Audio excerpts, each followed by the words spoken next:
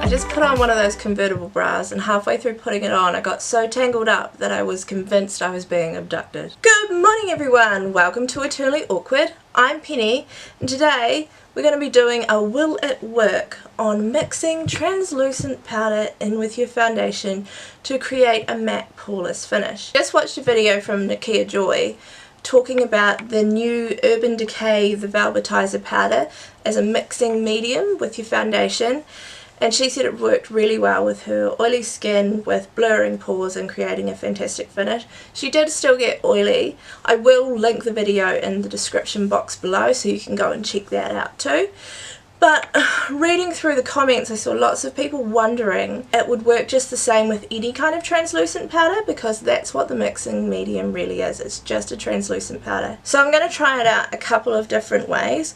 I'm going to try it out with my translucent powder mixed in with my foundation, and then I'm going to try it out with a powder foundation, a loose powder foundation mixed in with my foundation as well. So I'm going to go half and half, see if they work, and then I'll take off one half and just apply one half normally without the powder mixed in and see how they wear side by side. So I don't want to spend forever blithering on. Let's jump right into it. So I've washed and moisturised my face, but I haven't added a primer because I wasn't sure how that would mix very well with the powder mixed in with the foundation as well. I thought it might end up looking a bit cakey and heavy. So we're just going to try it without a primer for now. So for a start I'm going to use the Matte and Poreless foundation, and I am going to mix in the Rimmel Matte Perfection powder. Nakia Joy just mixed it on the back of her hand, but life hack, use a soap dish. It's so much easier and less mess. So apparently you're only meant to use a dime amount, which I figure means like a 50-cent coin, that much. Give that a go anyway for half my face. She used one pump. Now this Maybelline one doesn't have a pump, so I'm just going to take that amount.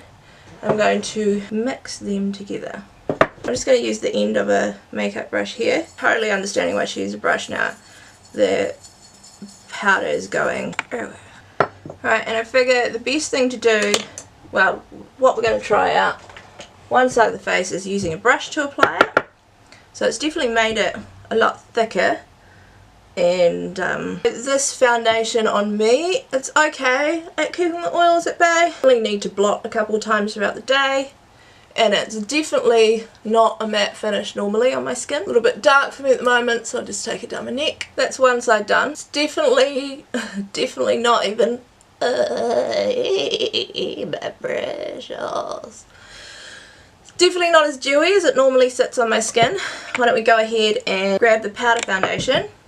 I am going to use the Clinique powder foundation. It's a bit grubby.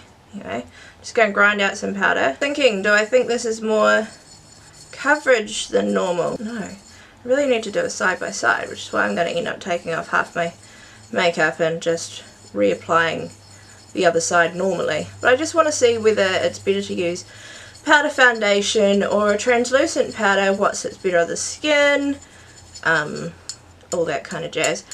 I think this side we might try it with a beauty blender, because I want to see how things apply with different tools. I know normally I'm a big fan of applying with a beauty blender, but it could take away some of the coverage. Now that I've made the responsible decision to put a headband on after getting foundation all through my hair, super thick with the powder foundation, super thick, and go in.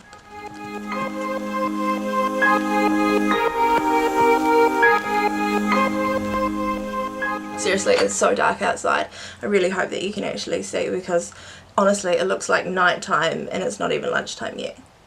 Well, both sides of my face feel really smooth and already set. Like, it doesn't feel like I'll need to powder. Probably still will.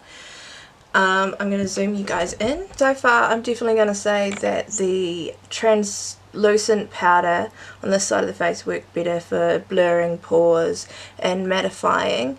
This one's just a wee bit, it's still quite noticeable, and even though it's a powder foundation, I feel like it didn't make that much difference to the coverage, and it's still a bit glowy. So I'm going to take off this side of my face, redo this side with just the normal foundation without powder added, and come back and we'll see how that ends up. Oh my goodness, what a difference. I'm like shiny beacon on this side, and then I'm matte and smooth on the side. Like this isn't sitting nearly as nicely on my skin as it is on this side. And you see how it's sitting and exaggerating my pores. And so if you don't have the money to invest in the Urban Decay Velvetizer, I'd say that any translucent powder will work perfectly fine just to mix in with your foundation. Obviously, I haven't actually tested out the real thing myself. From what I'm seeing, any translucent powder that you've got lying around will be perfectly fine to mix in your foundation and get practically the same result. So I just finished up my makeup. I kept it pretty simple today, and I just thought that I would check in and let you know that my makeup blended and looks beautiful on the side that I added the powder on. But you can see this is where I wiped my foundation off to.